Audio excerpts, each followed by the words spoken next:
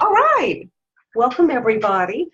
I know that since we're recording this, all the other gals, if they have had things that come in the way today that prevented them from logging on, they'll be able to watch. So thank you, Laura, for reminding me to push the record button. So. Linda, would you like to open us in a short prayer? I'd be happy to. Oh, Let me great. clear my throat. Lord, I thank you for your presence in our lives and how this work is just impacting each one of us. And I just pray that you would just keep our hearts open and really sensitive to your spirit. Thank you for everyone that's listening and that are participating today, and those that'll hear later. They ask a blessing upon your lives. We ask and praise you for these things. In your name, amen. Amen. Thank you so much. Hey, Patty. Hey, good morning. Sorry, I had a little computer glitch. No worries. No worries. So everyone, we are well over halfway through our process. Hey, Sandra. Hey. Good morning. Good morning. So we are well through the process here. We're really excited that so many of you have been I think the most incredible thing about this group is the beautiful transparency that we have. I just hey Cheryl, I'm just so grateful that it's really apparent from your post and your communications with us that you feel this is a safe place. And that we respect your privacy, but we also just are so excited to see what's happening in your lives. And anyway, I'm just, Lisa and I were just praying before we started, and our primary prayer was just gratitude. Hi, Susan. Just incredible gratitude for what's unfolding in this process. So, Matt, you're amen to that? Amen. Okay, so what we're going to do today is I'm going to go over some of the specifics that are related to the process of writing your life plan, really focusing on chapter 6. We're all in a different situation with where we are in the process. For example, I did mine 3 years ago. So I've revised it twice. Lisa just did hers for the first time. Just when was it? What day was it, Lisa? It was like the 1st of February. It was a week and a half ago. And several of you I know have gotten all the way through. Some have gotten partially through, and some are really just waiting for the right time and the right mindset and the right attitude to do that. So what we want to do is, first of all, encourage everyone, no matter where you are in the process, that you are where you are supposed to be. That doesn't mean it's the place where you will always be, right? So just honor exactly where you are, be grateful for that, and be excited about what's going to happen next. And it will be in His time. Yes, ma'am. This morning, I asked the Lord for a couple words for us today. And the first word was confidence. Confidence that He is God. We can be totally confident of where we're at. This is a challenging process. This is difficult in so many ways. Time, it's new. What the heck are we doing? It's kind of weird. And then just the emotional. So there's so many aspects of this that are challenging, but we can have complete confidence that God is God and He is directing our paths because He said He would do it. And we cannot listen to anyone but God. We cannot listen to that inner critic or that little rabbit or whoever it is telling us that this is too hard, or I'm not far along, or I'm not good enough, or whatever those stupid words are. So listen to God and have confidence that He is God was my word from the Lord this morning. I love what you just said. Oh my gosh, it says, don't, what did you just say? It was so perfect. It says, don't listen to that voice in your head that says you're not enough, you aren't good enough, you can't. Anything that has a negative connotation is based on something other than God's love and other than God's purpose for your life. So it's okay to know that it's there, recognize it, but identify it for what it is. It's not the truth, right? It's not the truth. God created us to be beautiful and to walk in His light. So I just wanted to start that out by just making sure that everyone felt good about where they are in the process. There is no room for discouragement in this or condemnation, right?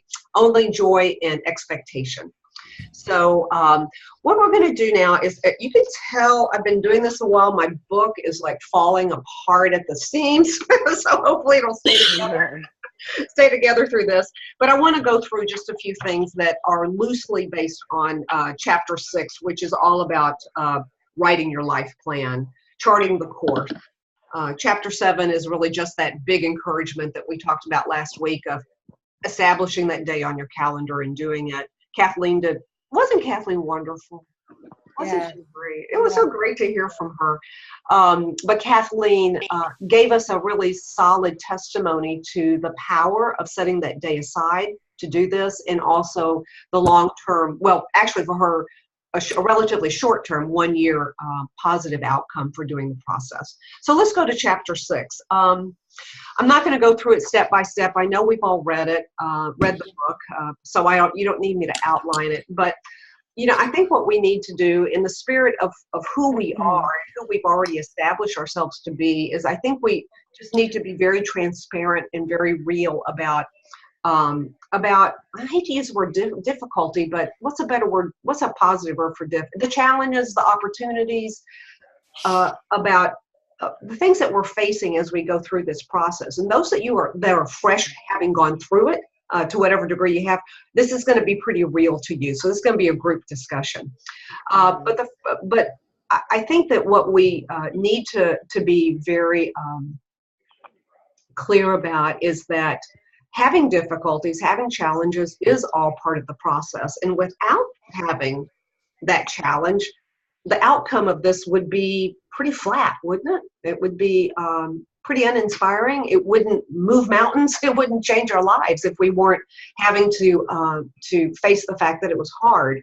So there were 4 things that I just wanted to speak about as an introduction to our group discussion that I recognize as potential challenges. And the first one is being overwhelmed. This is a big, this is a lot to this, especially when you get to well, almost any of it can be overwhelming, but in fact, when we did the eulogy, we found that overwhelming, right? And then as we went through our life accounts and setting priorities, went, oh my gosh, what have I done? And now as we go through the actual meat of this, which is envisioning our future and thinking what our purpose is in each of these life accounts, and then getting to the part about thinking about setting goals and plans, and that's overwhelming.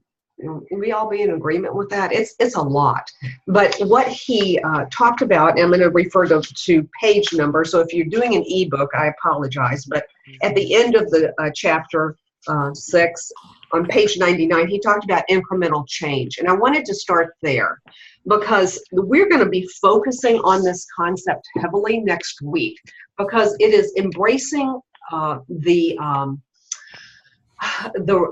beauty of how small incremental changes work to create big changes in the future.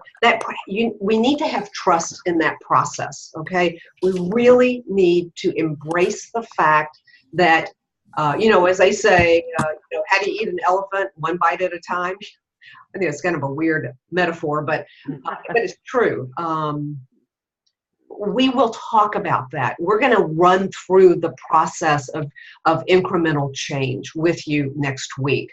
So what I would ask you to do is to continue on and where you are and do that with trust that the process will unfold. And do not let all of those details that you see at the end of things really push you into the corner.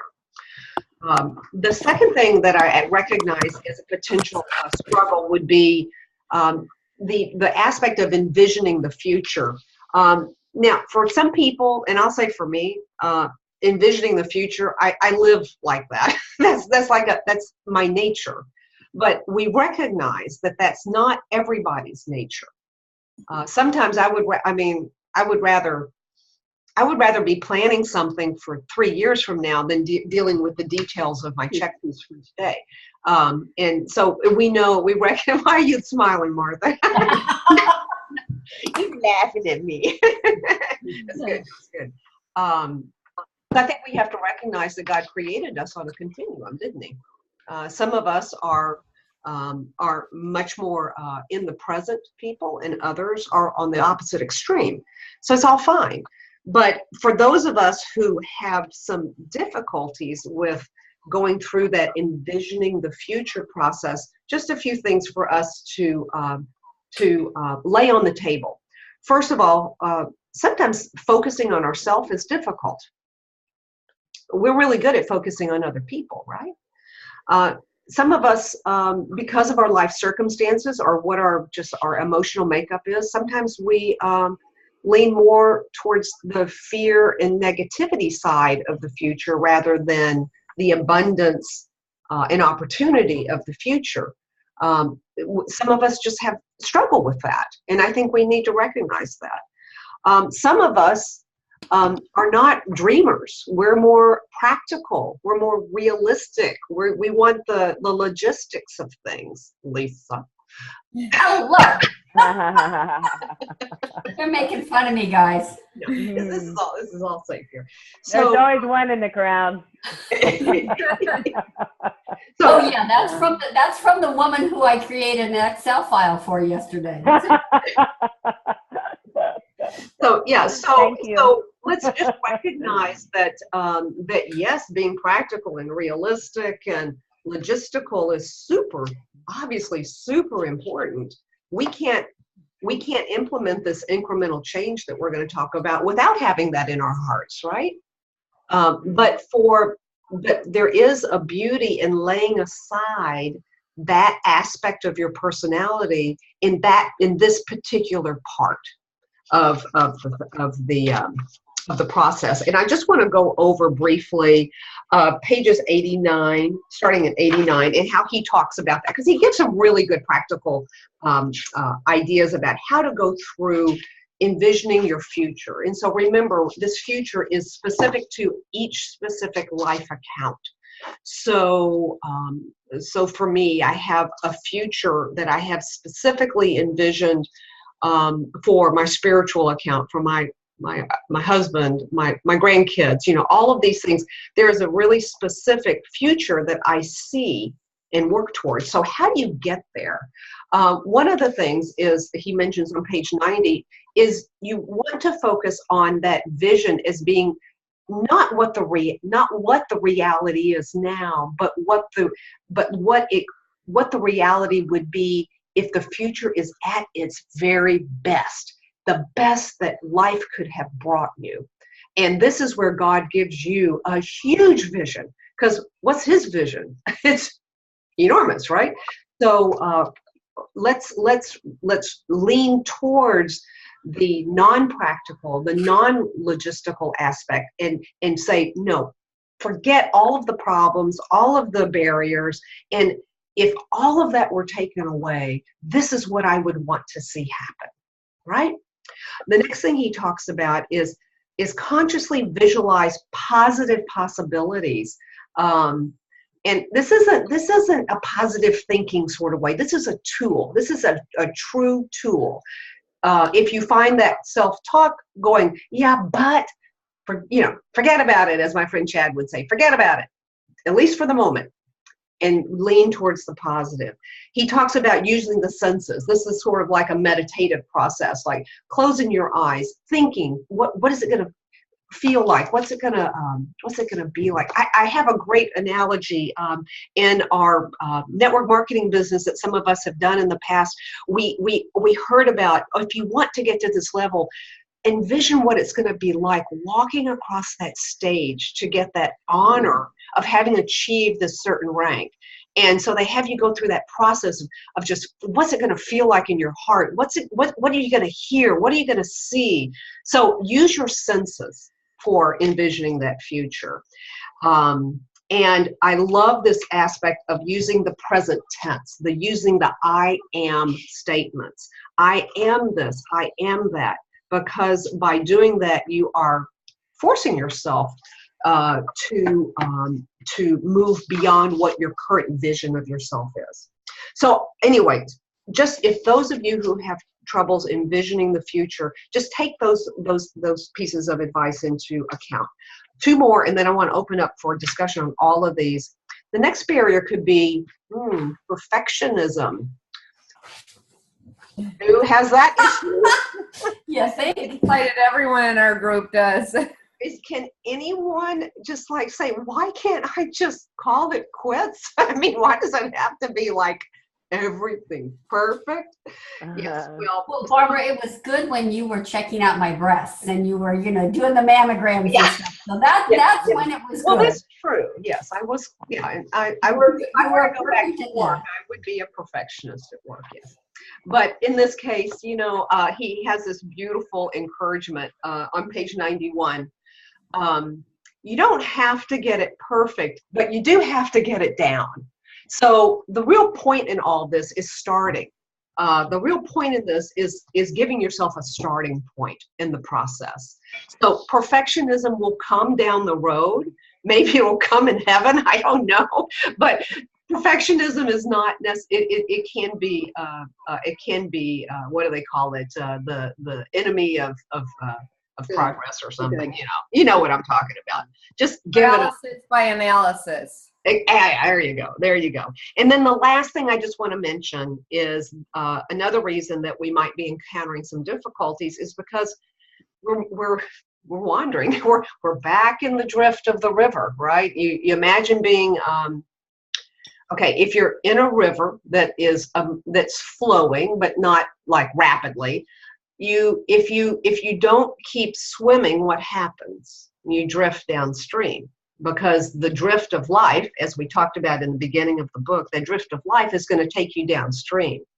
And so you need to remember that the way to maintain your forward momentum is to stay really focused on why you are doing this. And you've made a decision that you don't want to drift. Remind yourself in the process that you are eager to chart a course for your life, that you are eager to have a destination, to recreate, reimagine, to redefine, to put clarity on your purpose in life. If you have to go back to page 30, which is the consequences of drifting, let me just do that quickly. Let us remind ourselves of what would happen if, say, I'll make it personal, what happens if I stop doing this? What if I stop doing my yearly revisions? What if I stop checking in on my life plan on a regular basis? Well, here are 5 costly consequences. Confusion, losing perspective, expense of time, expense of money too, lost opportunity, the things that we could have done, the pain of the consequences of, let's talk about our husbands, the pain of not tending to our marriages. There's a big consequence there, huge. The consequence of not spending time with grandkids, the consequence of, you know the drill. Just think through the pain of the consequence. And of course that brings up the last one, which is the regrets that we have, the if onlys. So remember, as you write your I am statements, remember what the opposite would be. I would have, well, if only I had. So anyway, oh, and the last thing was on page 94, he gave a really great encouragement to me about staying away from the drift and staying focused on the why of our endeavors. is the whole point of a life plan is to move beyond your circumstances. Well, let's just talk about, okay, our circumstances don't have to be awful to want to move forward. We're not talking, I don't think I look at this group of amazing women. You are all in an amazing place in your life, and you're there because you've done great things and had great purpose and great opportunities and great love from the Father. And so we're not ragging on where we are, but we also know that there's those of us that are on this have a little piece of our heart that's saying, well, there's a little bit more, there's more I want. There's more that I feel led to do. So remember, we are, hi Tala. Oh, it's so good to see you.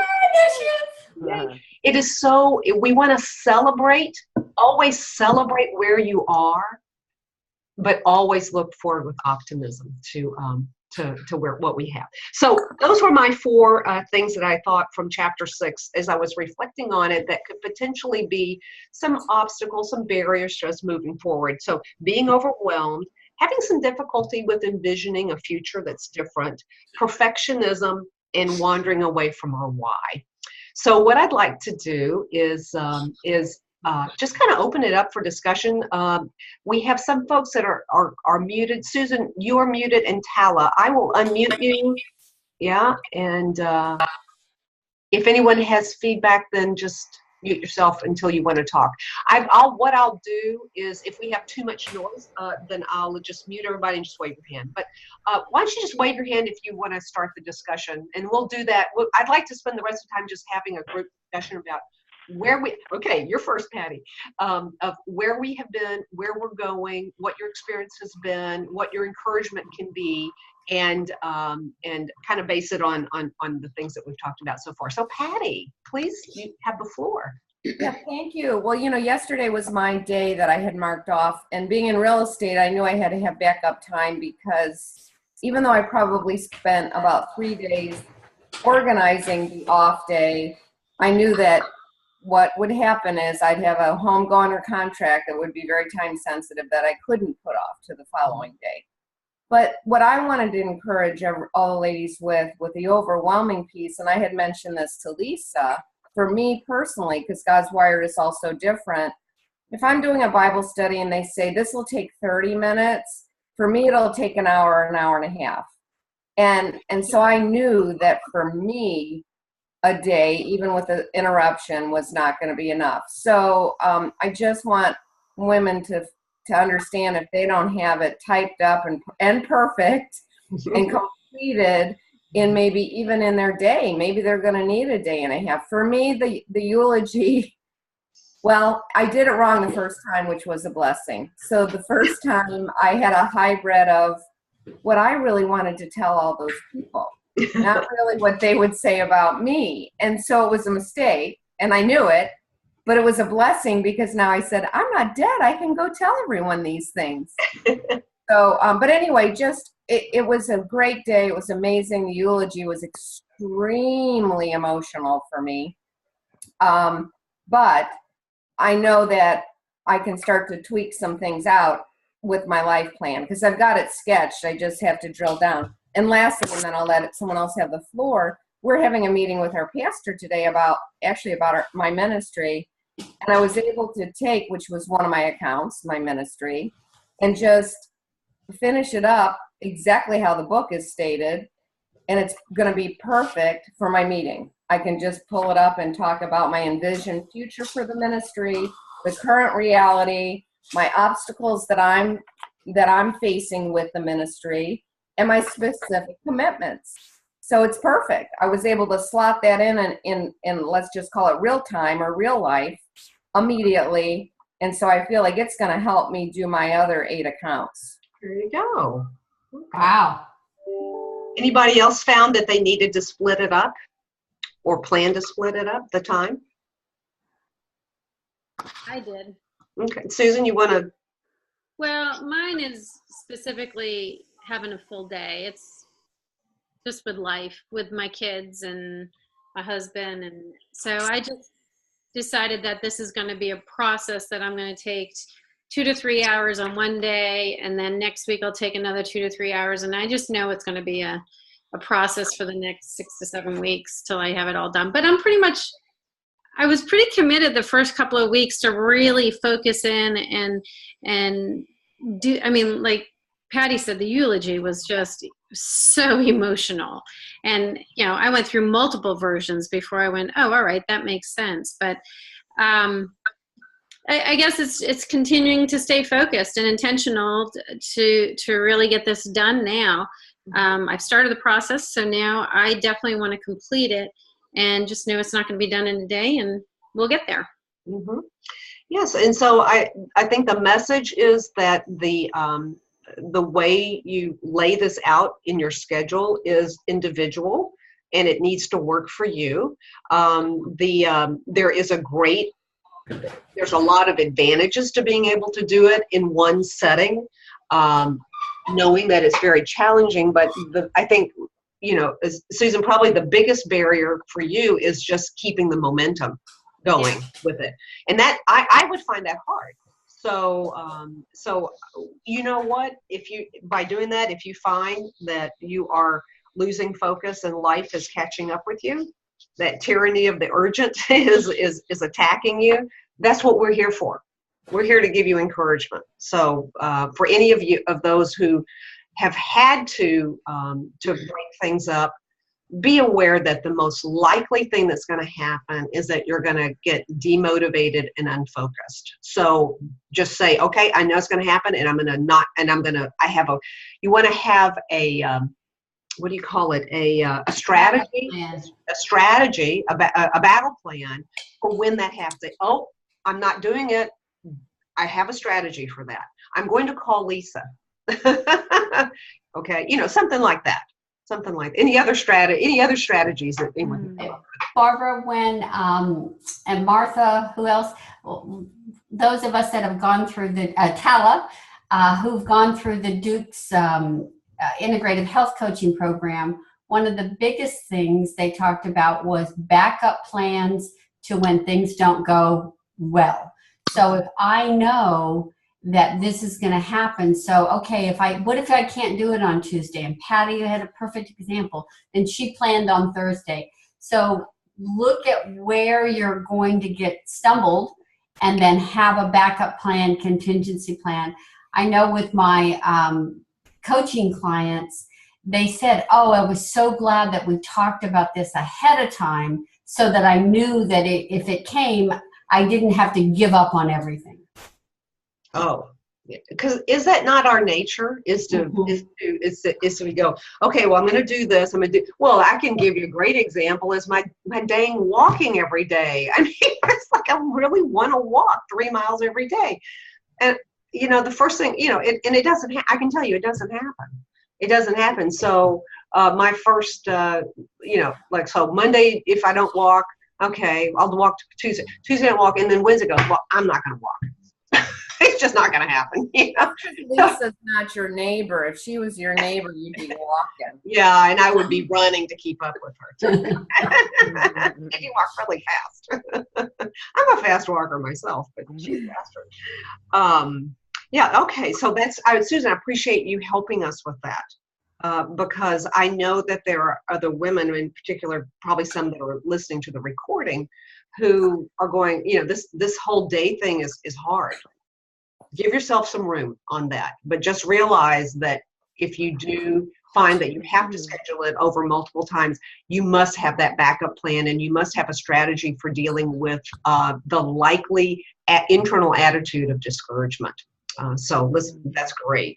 So other comments from the crowd here. Yes, Miss Linda. Hello. Yeah. Yeah, I did.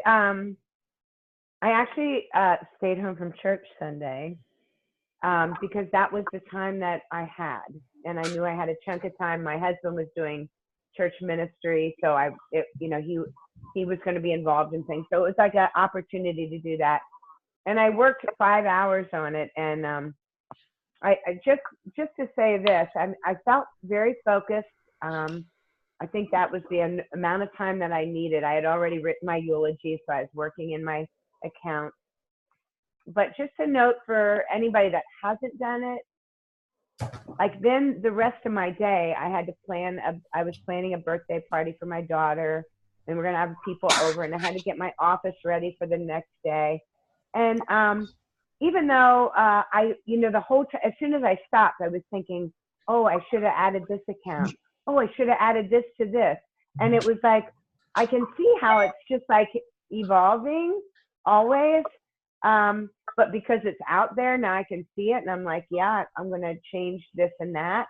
But I would say that it's probably best to have not demands on your thoughts and actions immediately after you're done with your life plan. Because I just felt like I felt like I made the best of it for the situation it was, but I would have liked to have taken a 2-hour walk on the beach after that. You know, like something active, but my brain to just kind of absorb. So for whatever it's worth, if you haven't done it yet, or if you're going to in revision, that was my thought. So what I hear you say is that something that would have been advantageous for you would be to have some downtime. Right. Give yourself the gift of a little bit of downtime afterwards, rather than running off to an event. Yeah, that's really good. I kind of picture I jumped back in that river and I just started to swim really hard. I'm like, okay, I took the quiet time, and then that was like, then right back into my cyclone. So that's my life. It's kind of like, for those of us who have had periods in our life where we've been working full time and really hard, it's like that whole thing of coming back from vacation, right? Yeah. Where you, oh gosh, yeah. Yeah, where you just jump right back in. You go, what happened to that peace? What happened to that wonderful, like that feeling I had? It's like, boom, it's gone. I know. And Barb, I'm the one that I often will do this to myself. Like, I'll have patients Monday morning and I'll get home Sunday night. And I'm like, why? My husband says, your boss is really not nice. Well, the message from Linda is to be good to yourself, be gracious to yourself, and give yourself a gift of some decompression time. Yeah. And you know, in yoga, we do a thing called Shavasana, and it always gets me as a teacher, because we'll do a routine, and then Shavasana is lay and let your body absorb, and for you to appreciate in your physical body, in your mind, in your spirit, what just happened. And I felt like I didn't allow myself Shavasana at the end of my Shavasana. It's rest. I went for a walk after my day, which ended about 7:30 yesterday, and not thinking of that. And I was alone, and I had my praise worship on, and I really did get to, and I think all of us are very much in tune with the Lord. So we were all praying through our eulogies and our plan. And then to have the worship at the end, for me personally, was not planned, but it worked out that way. And she's dead on with that statement. I think it was somebody's plan. It may not have been yours. Lisa? Yeah. I did the same. I hopped on an airplane and turned on the headset with worship music, and just, it was exactly what my mind and body needed. So Patty, well, it can be. It's exhausting. Yeah. I mean, physically. Mentally, mental exhaustion is often a consequence of physical. Yeah, physical exhaustion is often a consequence of mental exhaustion. That's great comments. What about this whole thing about perfectionism? Any perfectionists here? Anyone like not wanting to quote, put it aside because it's not good enough? Oh, come on. Oh, Tala, hi. I think that the perfectionism is definitely something that can, for myself, it can really get in the way of even studying. I haven't yet written it out. And yet I think, and I don't think I've had some things, I was planning already to do it later in the week, but for me, having that perfectionism is something like, oh, well, it can definitely be hard to even get started because you already have that a little bit almost of like a defeatist mentality of, well, it's not going to be as good as I want it to be, which adds some weight on your shoulders. Yeah, think. However, I will say that I do think that, and kind of carrying on from what was just said right now, is that it really is a, what is it? What did they say in the book? It's like a living document. Living document, meaning that, maybe after you write it and you feel, okay, I'm done, then things will come to mind and you can go and add it. And it's your living document. And so we have the liberty of doing that and making as many changes as we want. And so I think that with that in mind, of it really being flexible and being that document that's just living and breathing and really malleable, that makes it less heavy for me. Perfect. And I love the word you use, liberty. I love that word. And remember, what we're going to be doing next week is talking about how now that you have your first version of your life plan, how you'll be going back and reviewing it on a regular basis. And exactly what you said, Tala, that's exactly what will happen, is that as you go and do your regular reviews to check in and see how you are progressing, you'll realize, well, that seemed like the perfect way to get to the point I want to get to this year, but you know what? That's not worked out. And so we're going to revise that. You'll change it a lot. And I love the word liberty. The liberty is actually the beauty of how this works, because without that liberty to the freedom to change and adjust and modify and listen to your heart and from a practical standpoint, look at what's worked and what's not working, that you will be changing. Yeah, because you'll find, Lisa, just in our business, what that's like a testimony to constantly changing what is working, what's not working. So, do you want to talk to that maybe a little bit? Me? Yes. The thing that I'm finding is I've printed it out, and already I'm seeing that I put some stuff down that doesn't make any sense. And so I modified it, but then so much of what is there does make sense. And I think what happens is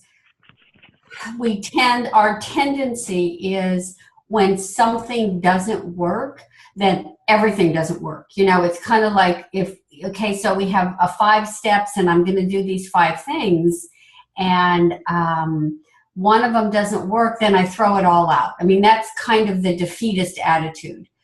But going through the steps and saying, okay, what did I like? What worked? And then celebrating that is what's going to move you forward.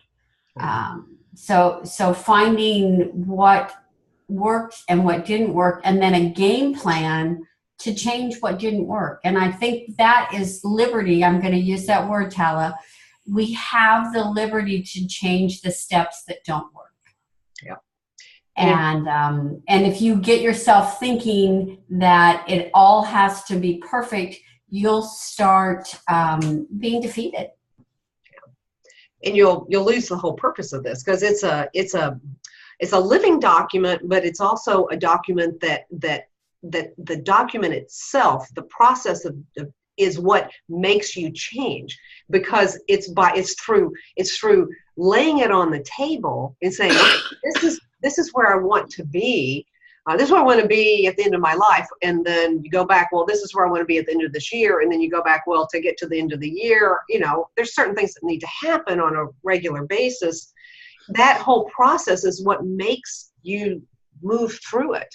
And there's not, I don't know who says it, but there is no such thing as a failure. It's only a failure if you don't learn from it. That's the learning.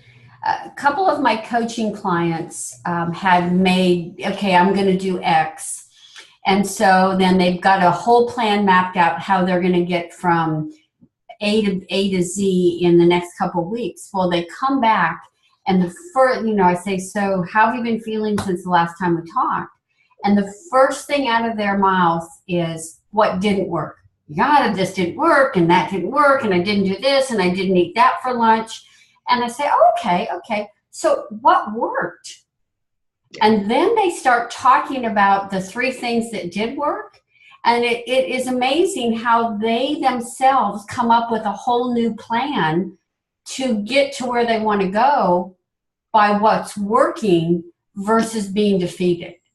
Tala, I'm sure you've seen that all of us who've done the coaching have seen people just turn it around in their head when they can start thinking about the positives.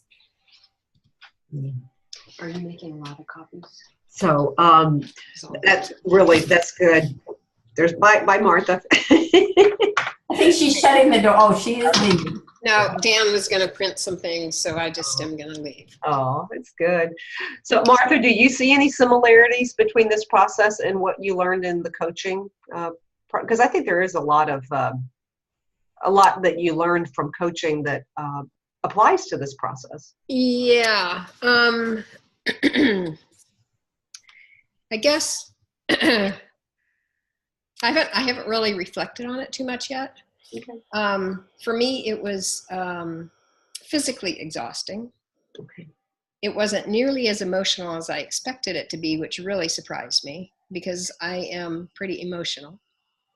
The main part for me that was emotional was when I started to focus in on the life accounts and the legacy statements for my husband, Mm-hmm. I think. And I saw a couple things that I really needed to work on. Mm-hmm. So I spent 6 hours doing it kind of without a break and was pretty, like I said, pretty physically exhausted. And I had decided to do it just writing it out rather than typing it out from the outset. And about halfway through, I was like, oh gosh, where's my computer? My arm is just so tired of writing. But it was sort of stopped abruptly. I had to end up taking my husband. I was away from the house, but I texted him saying, I'm almost done. I'll be home within an hour. And he ended up needing to go to the emergency room. So I just all of a sudden, oh my gosh, stopped my last thing and we went to the emergency room. So, and he's fine, right? He's fine. Okay, good. Yeah. Good. But that also made me then not have, like a couple of people have said, not have any sort of time to reflect or a little bit of downtime to kind of help with the processing of it. Mm-hmm. So I also tried to do it in one day just because I thought maybe that was a way to stay focused. And I do have the flexibility with my time, so I could do that. So to your question of have I found similarities with coaching? Not yet. Okay. Well, very good. All right. Well, thanks for sharing that, because I think all of our stories are an encouragement to one another. They're encouragement to me to hear how you guys have been working through at the pace that you're in on doing this, and we are just as Lisa said, we're just so excited about what's happening in this process.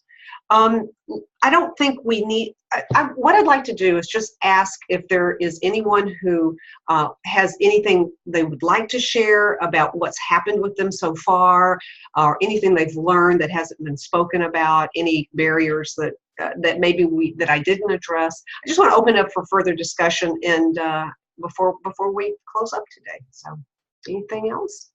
Yes, Linda. Well, I woke up this morning being Valentine's Day. My husband had chocolate, which I had in my personal thing, I had said I was going to give up on my personal commitment. I can do that. Coffee and that kind of really sweet. But then, just to keep it simple, we're all doing this not in isolation. We're doing it amongst our families and our spouses, and they know what we're about here. I'm sure that all of you are sharing to some degree with the people around you and that you love what you're doing with this plan. So this morning when I woke up, inside of my Valentine card was my husband's eulogy. Wow. Wow. And I asked him to read the book and look at it, and he's like, I'm not like that. I'm not like you, a planner and that kind of thing. But it was just the sweetest gift. Oh my gosh. Do you know, gals, this morning, Lisa and I prayed before we started. And one of the things that was brought to my heart to pray for was that each of you who go through this process, that you have wings on your feet to take this out to your friends and your family, because this is how we are to live. We are to live in abundance. We are to live in joy, in peace, and patience, all of those things. And the reason Lisa and I are doing this is because we just know that the experiences that we have gone through are common experiences, and that the situations that we have been in and are in are common situations, and there are answers to these things, and the answers are not from us. The answers are from within each of you, and this process allows you to do that. So I would just encourage you all to realize that yes, you have this process that we have laid out on the table for you, but that gives you the opportunity to spread the message and be an inspiration to others. And Linda, that's exactly what happened with your husband. And I know from listening to other people that the other husbands have listened. Yeah. And that's just the beginning. That's just the beginning. One thing that we're going to ask everyone who goes through this process at the end is to give us feedback on how. We're not looking for accolades. We're looking for this is the practical part. We're looking for suggestions. I mean, real practical suggestions on how to take this and make it a movement. We want this to be a movement amongst God's people, to live in the abundance that He has blessed us with. So we'll be talking to you guys about that. Any other comments before we close? We don't have to take it all the way to 9:45 because we weren't planning on going over a whole lot today. But if there's anybody else that wanted to add anything or anything, we're totally open.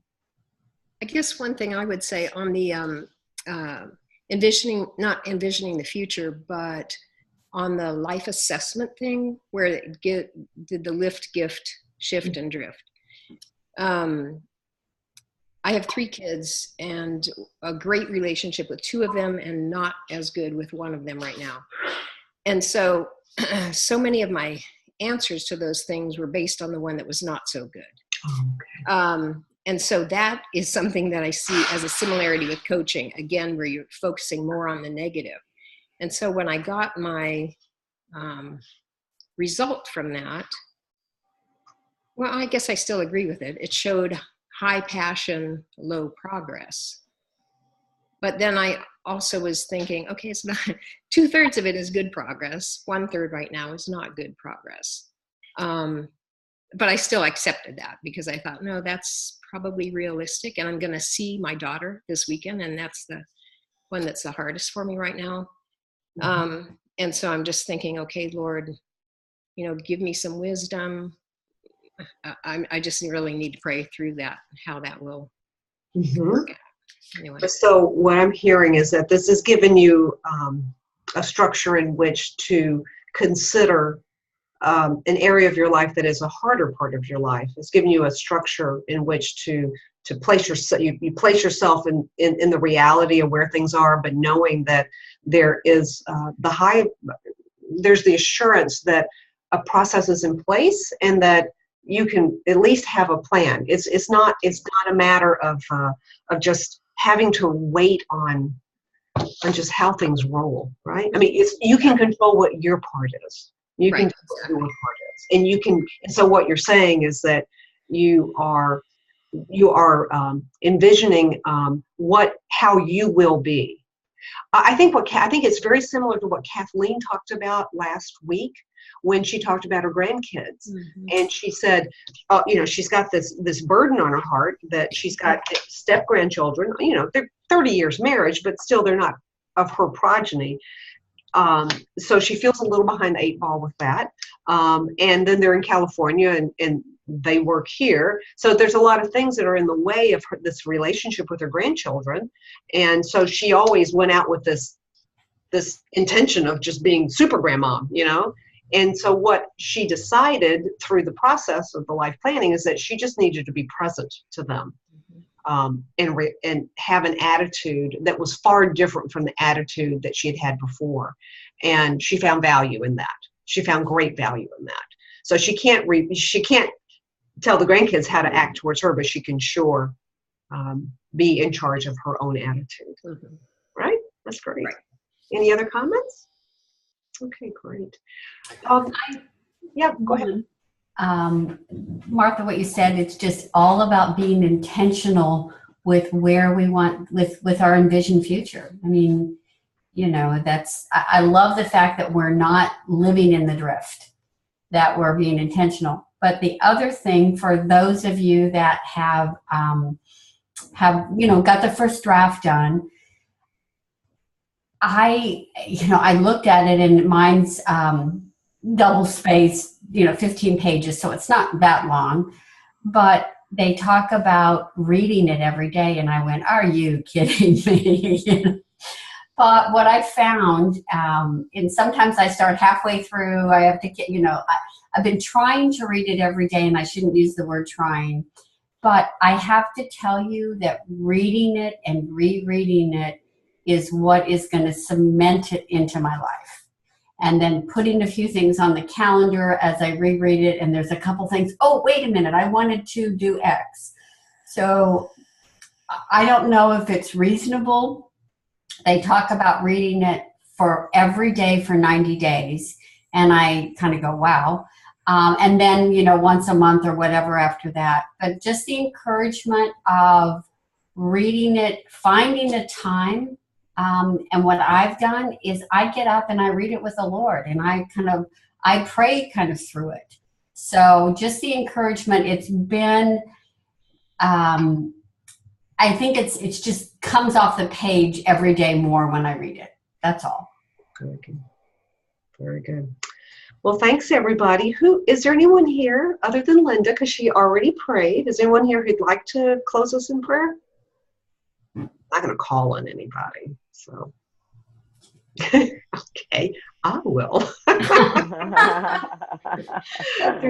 Dear Heavenly Father, we thank you so much. We come to your throne with deep gratitude. Gratitude for the fact that you loved us enough to send Jesus to save us, for the fact that you loved us enough to create us, that you loved us enough to create a specific plan for our life, that you loved us enough that you consider us a masterpiece. For these things, we are grateful. I ask you, Lord, to give every woman who is involved in this study, whether they're online right now or listening later, to give them all of the things, equip them, Lord, with everything that they need to move forward in the way that you want them to move. It is not our plan, it is your plan. So we thank you, Lord, for that. We thank you for everything you've done, and we can't wait to get together again this time next week. In Jesus' name, amen. Good. All right, we'll see you next week. We'll go over. Who's on the iPhone? 727-430? It might be Kelly. I think it might be Kelly. That's me. That's Nancy. Oh, hey, Nancy. Oh, you've been. Hi. I had to be in 2 different places today. Sorry. No problem. Only 2. Okay, very good. Have a great week. If anyone needs a little pep talk or anything, give us a call, or questions. Of course, you can call us anytime. And we'll see you next week. Bye-bye. See ya. Bye. Bye.